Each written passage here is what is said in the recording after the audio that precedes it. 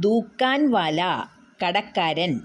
ദൂക്കാൻ വാല shop നടത്തുന്നയാളെയാണ് കടക്കാരൻ എന്ന് പറയുന്നത്. ദൂത്ത് വാല പാൽക്കാരൻ. ദൂത്ത് വാല പാൽക്കാരൻ. അഖ്ബാർ വാല പത്രക്കാരൻ അല്ലെ പേപ്പറുകാരൻ. അഖ്ബാർ വാല പത്രക്കാരൻ.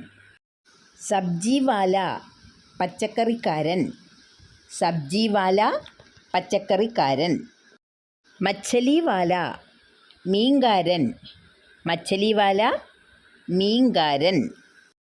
റിക്ഷാവാല ഓട്ടോക്കാരൻ. റിക്ഷാവാല ഓട്ടോക്കാരൻ. കേബിൾ വാല കേബിൾകാരൻ.